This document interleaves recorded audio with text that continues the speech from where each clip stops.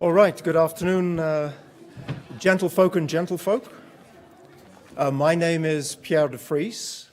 I'm a senior adjunct fellow here at Silicon Flatirons and with Dale Hatfield, co-director of the Spectrum Policy Initiative.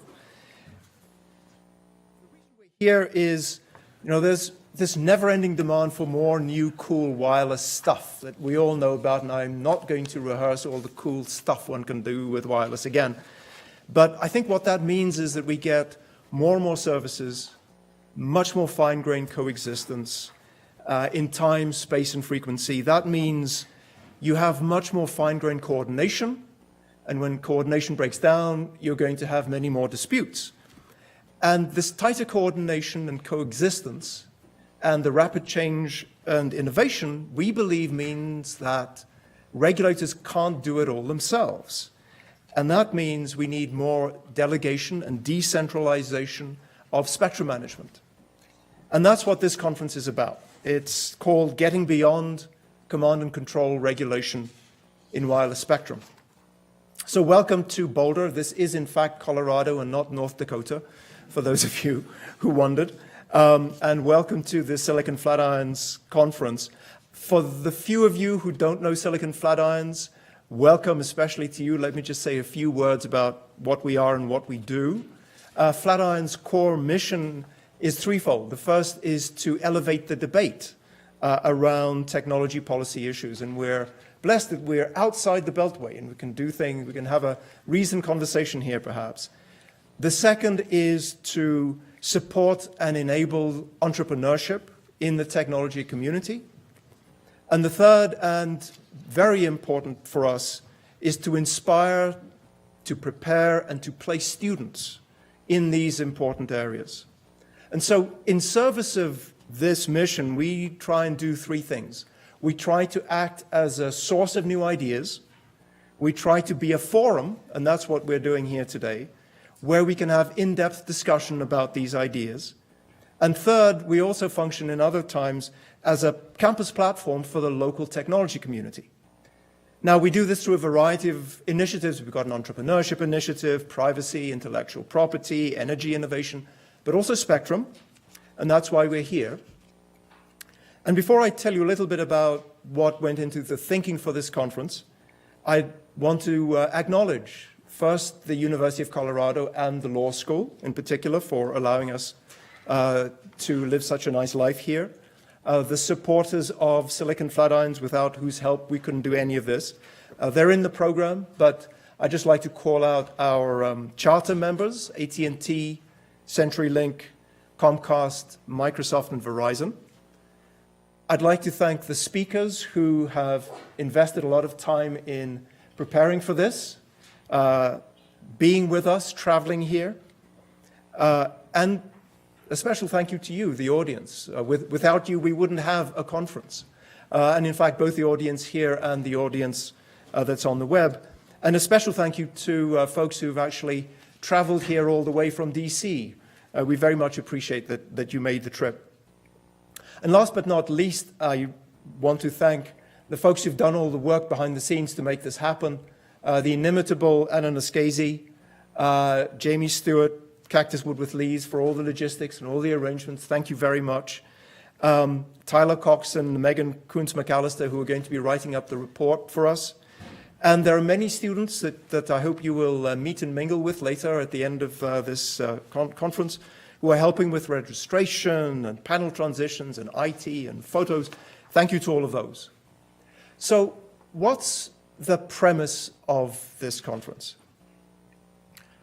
We're assuming, and if you disagree, we can discuss that, and we should discuss that, but we're assuming that increasingly replacing command and control spectrum management with more decentralized methods is a good thing.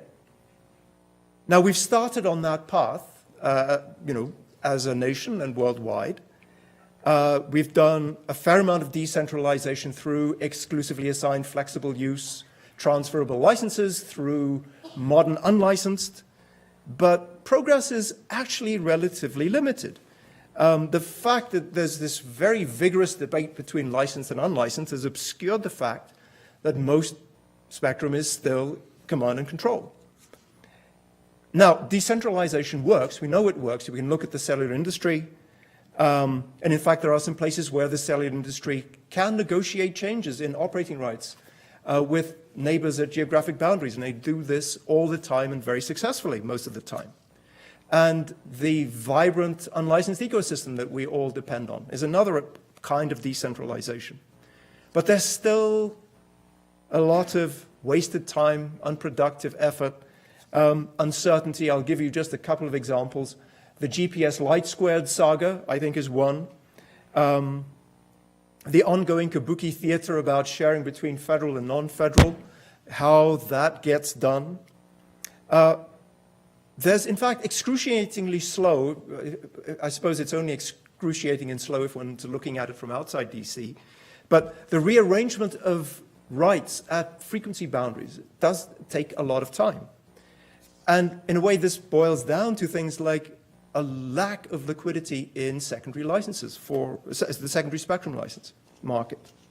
So our goal here today is to discuss this. Our primary goal is to say, well, how do we accelerate this shift? There are two ancillary goals. One is the reality check. Well, you know, is decentralization actually the goal, a good goal? And how well have we done so far? As you'll see in your program, we have constructed this conference as two keynote conversations from Meredith Baker, President, CEO of CTIA, who will kick us off with a keynote, and then we'll close with a conversation between Commissioner Clyburn and Brian Tremont. And then in between, we're going to have two panels. One is going to talk about bottoms-up coordination, and the other is going to talk about enforcement and adjudication. And I thought I'd just spend a few minutes to explain why we picked those panel topics. Dean Weiser and I were very fortunate to be invited to write a paper for the Hamilton Project. It's that Technicolor booklet that was thrust upon you when you registered. And in that paper, we proposed 3 regulatory tools that we believe will facilitate decentralization. And they are, firstly, harm claim thresholds, which we believe will provide more clarity about the rights to interference protection. Second, band agents to address a fragmentation problem. And third, ways to more effectively adjudicate interference disputes. And so why those 3 things? Well, we thought that there were 3 obstacles that needed to be addressed. The first one is the ambiguity over the responsibility for dealing with harmful interference. When current spectrum regulation deals with harmful interference, it typically thinks about transmitters. So the transmitter is responsible for harm. That fails to address the really important role that receivers have in mitigating harm. And how does one address that? Now, the knee-jerk is to say we're going to have receiver standards. In other words, mandated specifications written by the regulator. And we don't believe that that's an appropriate solution, except in a few exceptions. And we support an alternative, which was developed in the PCAST report, in the FCC TAC, which is harm claim thresholds. These state the energy levels that receiving systems have to deal with before they can claim harmful interference. But it doesn't tell them how to deal with that. They can figure out what specifications, how they want to deploy their system to deal with it. And I should note that harm claim thresholds are not one size fits all. They would be different in different bands depending on the incumbents, depending on the plans that are in place for those bands, and so on. The second challenge that we saw was that there seems to be a lot of fragmentation. And fragmentation for us meant if you look at a band, there are lots of services and/or there are lots and lots of licenses. Just to give an example, if you count up the spectrum from 400 megahertz to 3.7 gig in the US, 40% of that frequency range is in bands where the band has 4 or more service allocations and 1 or both neighboring bands also have 4 or more service allocations. So that means if you want to negotiate, if you want to take the regulator out of the loop and just negotiate a fix, you have a collective action problem. There are too many people at the table. So one way to address that we proposed was band agents. And that's a bottoms-up way of dealing with the problem, which is create these entities that can represent large numbers of authorized users and can negotiate these changes. And one can think about these as they're not band managers, they're bionic band managers. So they're band managers with additional powers, and two of the additional powers that band agents have are, the first is they can actually negotiate changes across band boundaries, so they're not just, the remit is not just inside the band, and they could actually go beyond the FCC defaults, the way that cellular operators can actually change the field strength at the geographical boundary today. Again, this is just a complement to what the market would do. It's not a substitute. The market sometimes does solve this problem, but we felt that we needed something else. And the third task, and that's the second panel, is to improve the timeliness and the transparency of dispute resolution. As we have more and more coexistence, more and more services, different kinds of services, closely packed, we're going to get more disputes. And having it all go through the FCC, especially if it has to go to the Commission every time, where sometimes disputes about rules are solved by making new rules, that will slow down the creation of new services. And so we recommended two things. One, allow parties to actually take action against each other directly. So if I have a claim of harmful interference against somebody, I should be able to just make a claim against them and not go to the FCC and hope the FCC has the resources to do that. And second, to move to a more fact-based adjudication process using judges that have expertise in spectrum policy, either by rejuvenating the administrative law judge function at the FCC and or by creating a court of spectrum claims. We already have a court of claims. Create a court of spectrum claims. So what do we want to achieve today? And this is the challenge to the discussants, the panelists, the speakers, and also to you as the audience as we start the conversation. I'd say that I really hope we can fill in that 2x2 MBA matrix, the SWOT, right? Strengths, weaknesses, opportunities, and threats. So each of the panels are going to be talking about policies, policy initiatives, bottoms-up coordination or enforcement and adjudication. For those initiatives, what are the strengths and weaknesses of those various ideas? Then we come to opportunities. If we find a few things that we believe look promising, what are the actionable near and medium-term asks of the FCC, of the administration, of Congress? And are there any pilot projects that we can get going with to test these ideas? And the last one is the threats. This may sound nice, but there are always going to be difficulties and obstacles. And what are the obstacles to, and getting back to the overall theme of this conference, overall to continuing to replace command and control with more decentralized management? And then specifically, what are the threats to implementing the specific opportunities that we're going to talk about today? So I hope that's given you a flavor of what we're trying to do here today. I'm very grateful that you're all here. I look forward to conversation. Let me now hand off to Phil Weiser, who is the founder and executive director of Silicon Flatirons and the dean of the law school. Phil.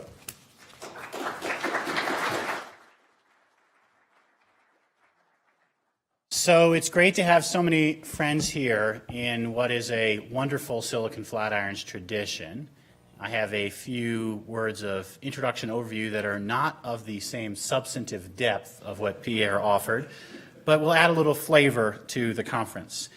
First, I'd say it was such a pleasure working with Pierre on this project. The Brookings Institute has this Hamilton project to develop ideas that can lead to thoughtful policy solutions.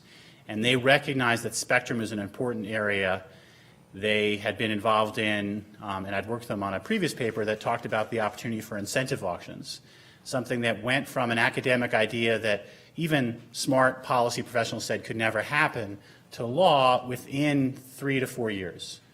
And so the question is, over the next 3 to 4 years, what spectrum policy solutions can we help develop and generate? And this conference is meant to be moving the ball forward, interactive, and building a community of both thinkers and practitioners. With respect to Silicon Flatirons, I want to say a few words about our culture and community. This January will mark our 15th year anniversary. That is a pretty big accomplishment, and we've had a lot of people around the room who've played critical roles. I can't mention everyone's name, but I can mention Dale Hatfield's name, who deserves special acknowledgement with regard to Silicon Flatirons and particularly the Spectrum Initiative, where he and Pierre really are a dynamic duo. And a lot of the work that's happening on the national level, because of Dale, is making a big difference. And we're so thrilled to have him here with us. And what Dale represents that Silicon Flatirons has picked up is a commitment to intellectual honesty. We are not afraid to call out bullshit, and people who, make claims of technical feasibility that is not credible will get called out. As a result, people tend to bring their A game here. It's Colorado, so you have to raise your game a little bit. And it's also a place where people are willing to both try out fresh ideas and engage in wonderful thought experiments. What if we tried this? What if we tried that? And Pierre de Vries is an unbelievable part of this tradition. He joined us relatively early on.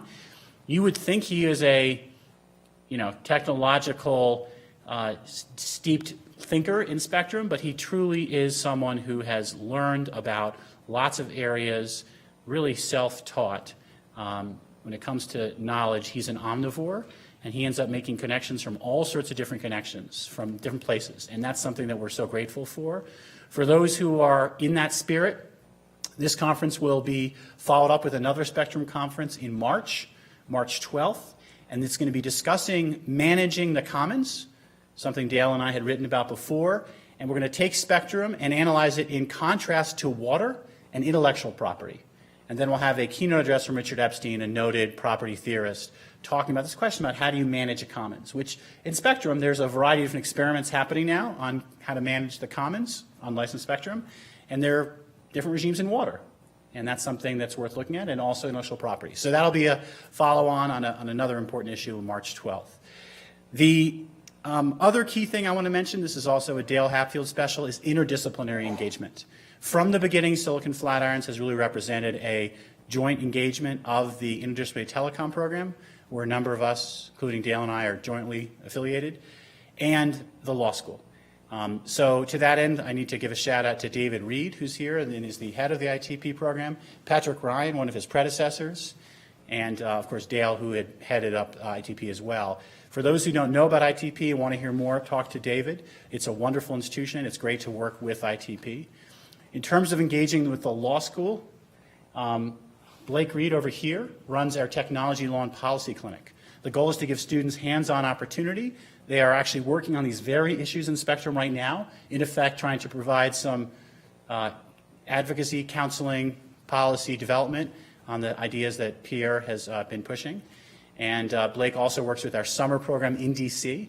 A number of students here today have spent summers in DC working for some of your organizations. Thank you all very much for that. And that's something that we are going to continue and look forward to your engagement. If you're not already engaged and want to, please talk to Blake right over here. Ray Gifford is the chair of our advisory board and has been with us since the very beginning, 15 years ago. We're grateful for all the work that he and his partner, Brian Tremont, who will be here and is really a heart and soul of Silicon Flatirons. Both Brian and Ray have been extraordinarily giving, and we're thrilled to have them as core friends of the program. So there are a lot of other friends of the program I could mention. As Pierre did, we've shouted out some of our sponsors. If you are not already sponsored and want to be one, let me know or let Anna know. We're always happy to have more support. Anna really does make all this go, and we're so thankful for her. So 2 more points to mention, then I'll hand it over. One is for the students in the room, so raise your hands. The reason we have a break and a reception to earn your beer is because we want you professionals to reach out to them. I literally had my day made the other day when someone said to me they were one of these students at a conference and they raised their hand, they were getting a beer, and some professional went up to the person and said, "Why are you here?" And the person said, "Well, I'm doing an internship at a company and there's some privacy issue." It was a privacy conference. And then the person who said, "Oh, that's really interesting, here's my card." Then he talked to his boss at the company and said, "We might want to hire someone to do a privacy policy. I got just the right idea." He hired the person. That student who graduated last year is now working for the lawyer he met at the reception. And all the ways these connections happen are really enriching. For those professionals here, it's a chance to give back. And for those students working on your student note or a student competition or looking for a summer internship, there's all sorts of opportunities that they can find in these receptions. So to give one example, Jolie over here is working on a student note, taking lessons from water to wireless spectrum, what I referred to earlier. And all the students here are tremendously engaged and a part of our community, so please do seek them out.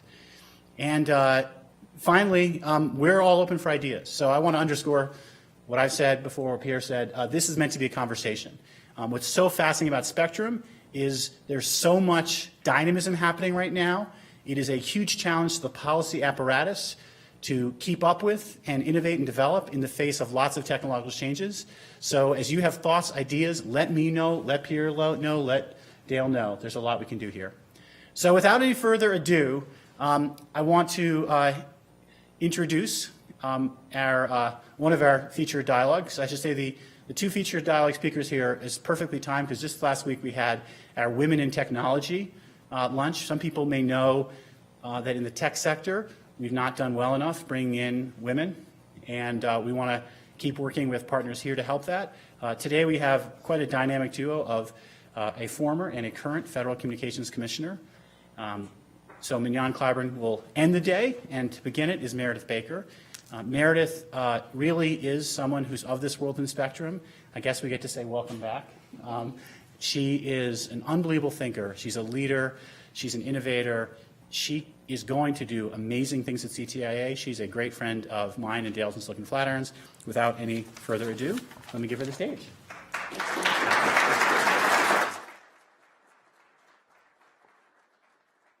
All right. Thank you so much for that introduction, Phil. You've already thanked everybody, but I just, we miss you in Washington very much, especially on weeks like we just had. we could really use your expertise and your perspective, but so we have to come to Boulder to get it. Not such a bad trade-off. I just personally miss seeing you, and so does T-ism, the restaurant he frequented often. So thanks to the team here at Silicon Flatirons for organizing this terrific conference. It is always great. You always do a fantastic job bringing together really interesting topics. I'm looking forward to the discussions today on how we improve our regulatory framework for wireless spectrum, because I truly believe that our continued U.S. global leadership in mobile depends upon it. And personally, I just couldn't be happier to talk about spectrum again and not net neutrality. So I want to focus today on 4 key themes: why this conference on spectrum policy is important to all Americans, how AWS 3 informs this conversation, why cleared and flexible use spectrum is really retro chic, or it should be, and how to best incorporate and capture sharing and the new techniques into our space.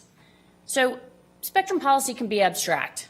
I think it's important to ground this conversation in the services and the offerings that utilize spectrum, why spectrum matters to us, and the latest and the greatest wireless products and services that are part of our daily lives, whether it's the new LTE functionalities, music freedom, sponsored data, the iPhone, Galaxy, or wearables. And it is the connected life aspect of our industry that is really most compelling to me. By connected life, I mean how mobility will improve and inform practically every facet of our lives. I've recently joined CTIA, and I've been able to see the mHealth applications that allow remote monitoring, more affordable solutions, and more freedom for patients. I've sat in the AT&T connected Audi with a new suite of 4G services and options that make our driving experience safer and more enjoyable. Trust me, actually, you're going to want one of those cars. Mobility will touch everything from kids' textbooks to retail payments to fleet management and energy conservation. From Minneapolis, where the city is using wireless to know when bridges need salt to prevent slippery roads, to Boston, where mobility helps monitor for leaks in the city's water and sewage systems. To support these new and advanced uses, your network gets faster and better each year. Your device has more capabilities and features. Your accessories and the Internet of Things around you get more and more advanced. How many of you would willingly use your cell phone from 5 years ago on the 3G network it depended upon? Yeah, I don't see a lot of hands. And that's probably because your smartphone is more than 8 times faster than it was in 2010, thanks to billions of new investment and utilization of new and repurposed spectrum. In the last 3 years alone, mobile operators have spent approximately $100 billion to build out our new networks across the country. It's no wonder that when Progress Policy Institute named it Heroes, Investment Heroes, the heroes that are investing in our nation's future, the top 2 were wireless carriers. In the coming months, we will see entirely new and better ways to use voice services with HD voice and IP calling, what we call VoLTE. Video will be reinvented on your phone with better and improved video streaming, LTE broadcast. And the next great app will be developed pretty much every week. So over time, you'll see changes to the network and the devices that will make it more efficient and capable. There are so many features of the LTE platform we haven't seen yet. And all of this is before we actually introduce 5G in a few years. When and how we introduce 5G and keep up with our skyrocketing demand is dependent in part upon our conversation today about spectrum and how we keep our spectrum policy as dynamic and forward-looking as our industry.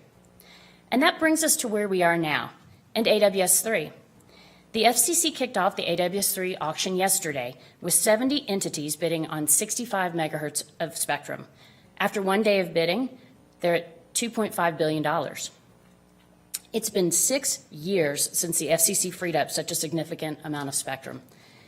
In 2008, when the 700 megahertz auction kicked off, a still relatively unknown junior senator from Illinois was getting ready for a Super Tuesday primary fight with Hillary Clinton. In our space, the iPhone was less than a year old. The App Store had just a few hundred apps, and tablets were still 2 years away. Not only had LTE not been deployed, we were all talking about the future of broadband over power lines and WiMAX networks and services. Fast forward to today, with mobile traffic increasing 51 times over since that time, it is remarkable that our spectrum policy has fallen so far behind our mobile data usage and adoption. I think it's important we conceptualize growth at this magnitude. Imagine Boulder growing at the same rate.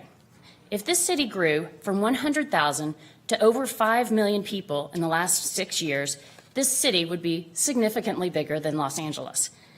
What type of infrastructure investment would the city have to make in this city? Maybe what I should say is, how many more bike lanes would they have to have? Well, then what would happen if I tell you Boulder is going to continue to grow at that similar pace until 2018 and beyond?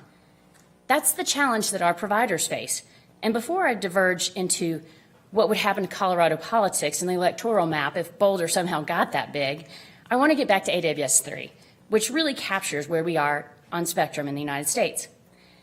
AWS-3 was never a slam dunk. It was never an easy spectrum band to clear or reallocate. We quickly forget how hard this was to do.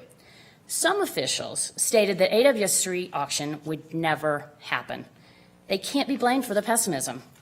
This auction's history stretches back to nearly 2000, with plenty of stops and starts. So it's been a long road, and until recently, the outlook was far from certain. Just 4 years ago, NTIA said that commercial access to 1755 to 1780 megahertz wouldn't be possible in the near term. Industry was told the band had too many agencies, too much government assets to reallocate anything anytime soon. Even 18 months ago, quote, no one was sure, unquote, that the FCC would move forward with AWS-3. It was called, quote, a very tough band, a tricky area to navigate politically, not viable, and difficult even under the best circumstances.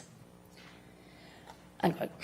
But thanks to significant efforts, the AWS-3 auction has become a reality with significant amount of new spectrum for our mobile broadband future and our connected lives. I want to share this history for 3 reasons. One, it illustrates all too well that the process of clearing and relocating incumbents, especially the federal government incumbents, is always an arduous undertaking. This isn't a new lesson. We learned that in the AWS-1 transition and before. I happen to actually live the AWS-1 transition at NTIA, and the lessons that were learned were actually really learned from that process. I've been really impressed with the process for AWS-3, and it's been smarter and more efficient, and it's benefiting all Americans. So was it perfect? Is it perfect? Of course not. But the process has been made by all stakeholders from 2006 to 2014 is laudable and encouraging for what is next. We can keep fine-tuning and improving. And we have so much gratitude to all those who helped see this auction come to fruition. Bipartisan leadership in Congress, the administration, DOD, and the FCC, including Acting Chair Clyburn and current Chair Tom Wheeler. The FCC's and the NTIA's technical and engineering teams and their counterparts at DOD and other agencies who made this possible with years of efforts. The heavy lifting behind the scenes goes unappreciated, so let me say thank you. Many thanks to the CSMAC, the Commerce Spectrum Management Advisory Committee, which was so instrumental in enhancing commercial access to these bands. And thanks to CTIA member companies and federal users in the AWS-3 bands who have rolled up their sleeves for beneficial and constructive discussions on the transition process. I think saying thank you after 14 years of work is important. In our world, we jump too quickly to the next fight, the next band, the next issue, and we don't recognize the work done and the amount of roadblocks and detours that were overcome. My second point is spectrum is a long game. Wireless providers desperately need this influx of spectrum, but as you all know in this room, there's much work remaining on AWS-3 even after the auction.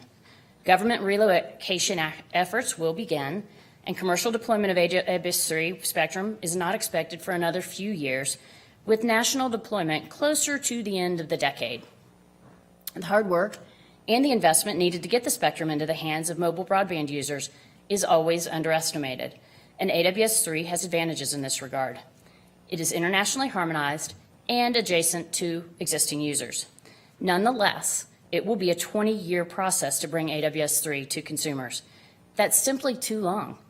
We can and we must do better, particularly because we are already behind.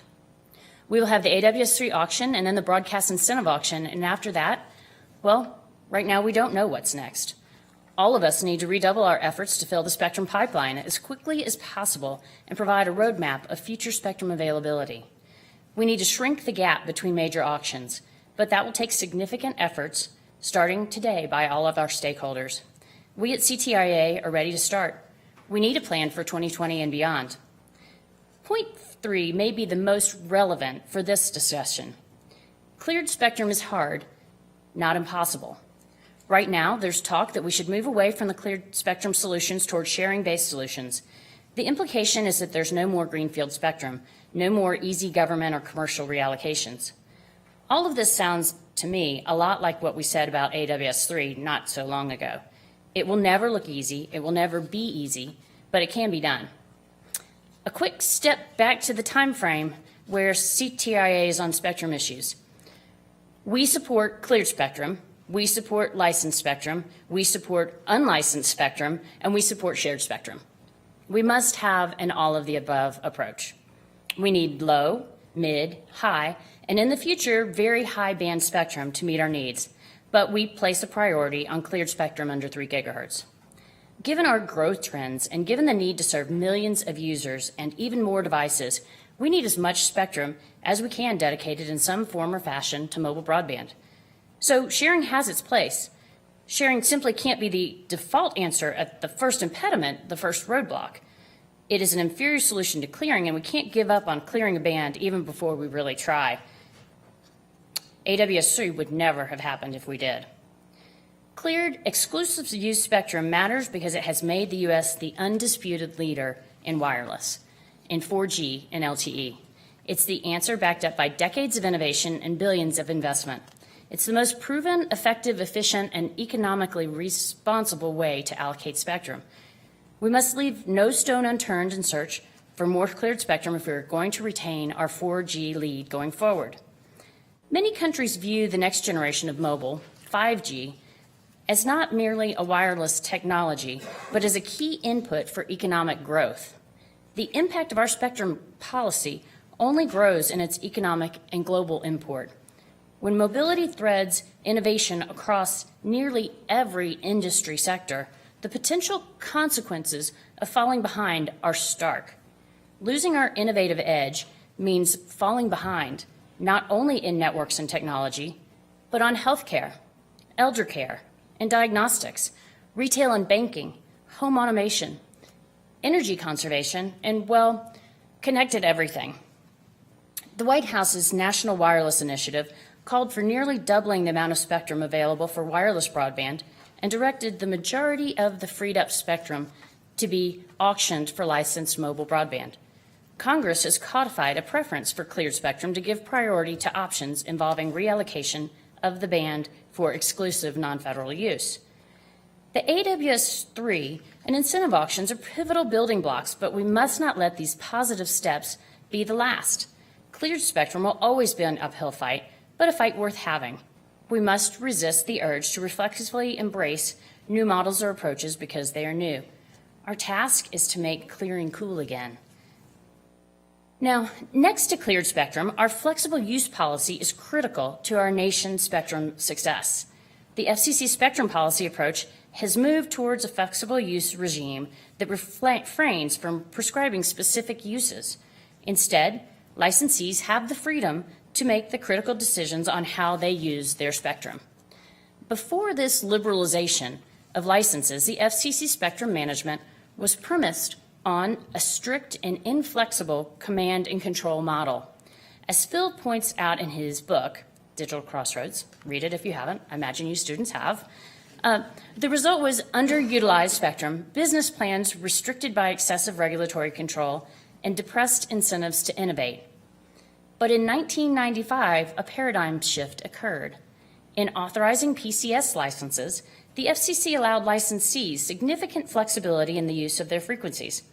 And in the almost 2 decades since, the increased flexibility and a trust in markets has been the rule.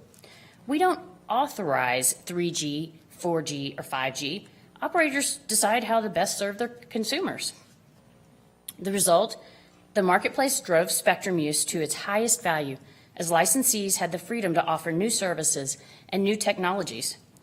The evidence, $33 billion last year and $260 billion over this past decade poured into U.S. mobile networks, 4 times more than the rest of the world has spent on network infrastructure per customer. And today, the wireless industry's annual contribution to the country's gross domestic product is valued at $195.5 billion, larger than the publishing, agriculture, motion picture, and automotive industry segments. These results are due, in large measure, to the availability of flexible, licensed exclusive use spectrum. When licenses are liberated from a command and control regime, the owners of those licenses seek to advance to their most productive use. And liberalization has permitted the level of investment necessary to deploy network infrastructure on a large, often nationwide scale. We don't need to look too far to see the alternative. Broadcast remaining locked in command and control. MSS stymied for a decade plus. So let's talk about sharing. In those instances where spectrum truly cannot be cleared for exclusive use, common sense supports exploring creative approaches for making more spectrum commercially available, including sharing opportunities. We understand and appreciate and embrace new technologies that will allow for more flexible sharing arrangements than the historic geographic and temporal sharing techniques that have long served as staples of spectrum management.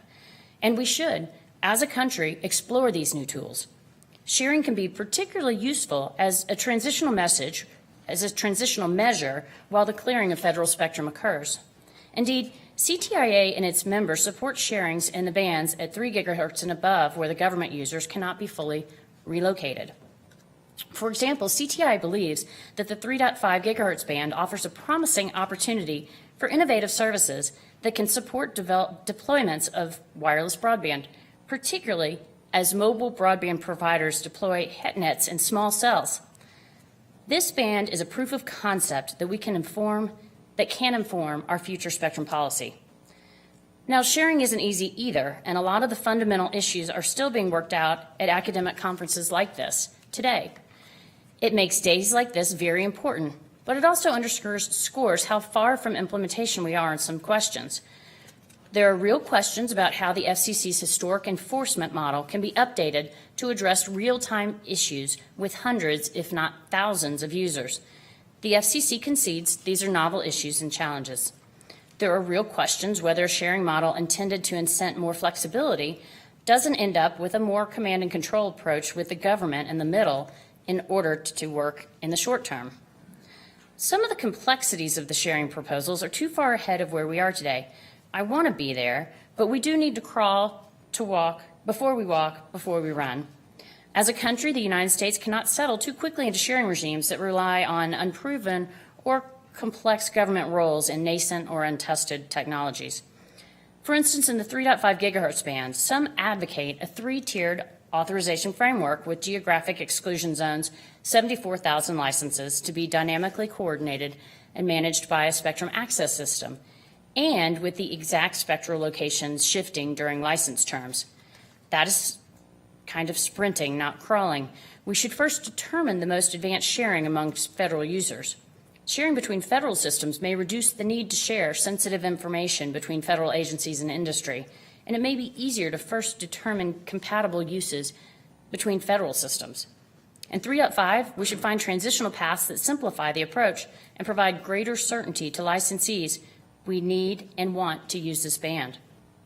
The worst thing that could happen is for the spectrum lies fallow because we moved quicker than the technology and the industry was able to go. Just as we consider expanded sharing, we need to keep getting smarter and more innovative, which is why we need to utilize all the tools in our toolkit and consider new ideas. Incentive auctions for other bands, secondary markets that operate freely, commercial offerings that will facilitate public safety and federal government use of commercial networks, improvements to federal procurement guidelines, better compression technologies, as well as ongoing evaluation of advanced spectrum technologies. And since more than half of the spectrum that could be used for mobile broadband is in the hands of federal government, we need to improve the processes that could lead to the reallocation of government spectrum. As I experienced firsthand, federal agencies have neither the incentive nor the authority to enhance their use of their spectrum.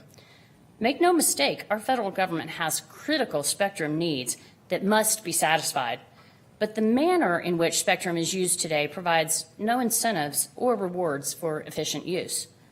CTIA appreciates the efforts already undertaken by Representatives Brett Guthrie and Doris Matsui to promote spectrum efficiencies by providing incentives for federal agencies to vacate or unused or underused spectrum.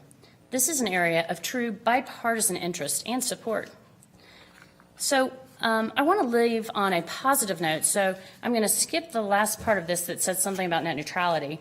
I want to save that topic for another day, and particularly thank you guys, and I look forward to today's discussion. I think we'll all learn an awful lot.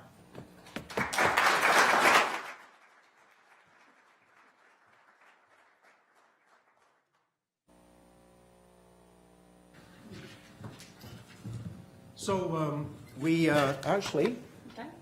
yeah, we do have a few minutes. We were hoping we'd be able to get a few minutes. We have a tradition here, as everybody knows at Silicon Flatirons, that the first questions go to students, and that's mandatory, not optional. Unfortunately, I'm at a slight disadvantage because I don't know all the students. So I will just invite you, and if we don't get a question from a student, I'll ask one of the faculty to point to somebody. So, so you get a shot first. So a question from the student, please. Yes, thank you. Could we get a microphone, and please identify yourself. Thanks. Hi. Thank you for coming today. My name is Jolie, and I'm a 2L. And I'm wondering, in terms of upcoming auctions, particularly incentive auctions, you mentioned in the AWS 3 auction, one of the kind of critical moments will be after the auction in achieving all of the clearing and repacking. For the incentive auction, what do you think are one or two of those key moments? Will they be during the auction or after when the actual transition occurs? So the incentive auction is kind of incredibly complex, but I think the FCC is doing a really good job of explaining it to broadcasters. And I think the Greenhill report that just came out with the valuations has really turned some heads from the broadcasters thinking, well, that actually might, the greater purpose of mobile broadband for these bands actually is something that I might be interested in. I think the lawsuit, the lawsuit with NAB and Sinclair, we joined just because we have any spectrum that we can bring to market to give to our guys to bid on is important to bring it to auction as soon as possible. I think that, the broadcasters are working on a new standard, ATSC 3.0, and their hope is to complete that before they are repacked. That would be great for consumers so that consumers only have a disruption once. They've been working under the same ATSC standard for the last 25 years, so you can bet on that, whether they get that done or not. I think this auction will happen in the beginning of 2016, probably. So we have every incentive to make sure that this auction is pulled off successfully. As you might have noticed, I said that I think the proof of concept is really important for other bands. The law said that they could only do one broadcast incentive auction. They didn't say that we couldn't do this again with other bands. So I think for us, it's there are a couple still technical questions that the FCC has to handle. Wireless mics is one, because we need to have clarity as to what we're bidding on. But I think it's such valuable spectrum that our guys will be there with big checks, and it'll be a win. It really is a one-time win-win situation for us. Another question? Microphone over there.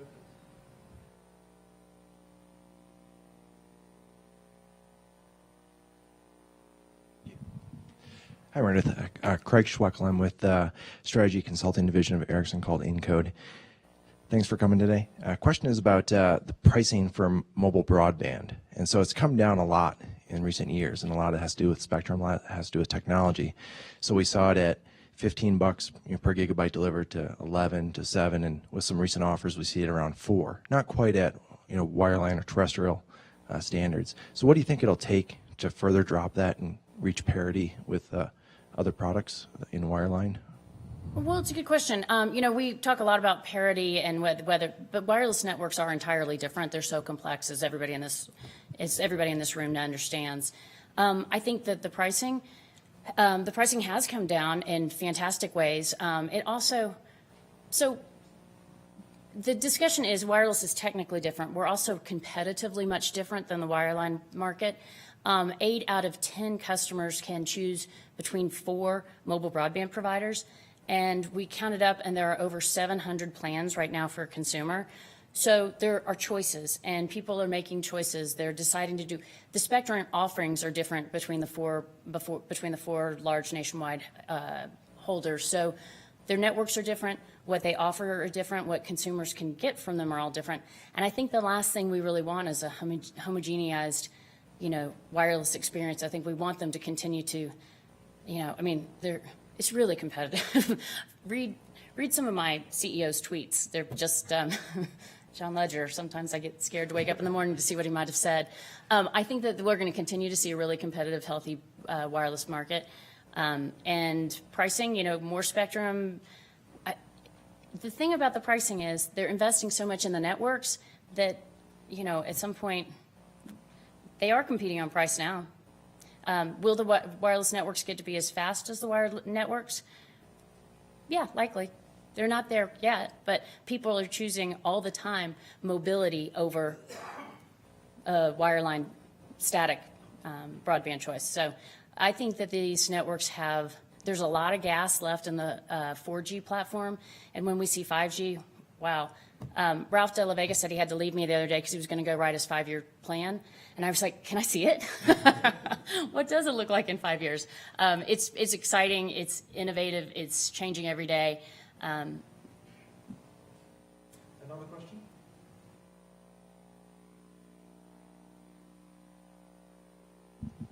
Ralph Brown with Cable Labs. I'd be very interested in your view on licensed versus unlicensed spectrum. I mean, today we see about half of the mobile broadband traffic being carried on Wi-Fi, so it seems like it's beneficial on both sides. I totally agree. Gary Shapiro put out a really fantastic video blog. He's the president of the Consumer Electronics Association, about what a day in the life of unlicensed, and it was really well done. I had just started at CTIA, and I was like, oh, I'd like to put out a video that says a day in the life without licensed. And then, we just couldn't put the wheels on that bus yet. But we did put out a blog, and what I said is I completely agree with Gary. Licensed, absolutely, it's a great foundation. Unlicensed, where would we be? I use the average of, we offload 65% of our licensed traffic onto unlicensed. There are some carriers at certain times that do a lot more than that. So I think unlicensed is really important. I think, if we are going to get to where we want to go with our future connected life, the answer for all of it is yes.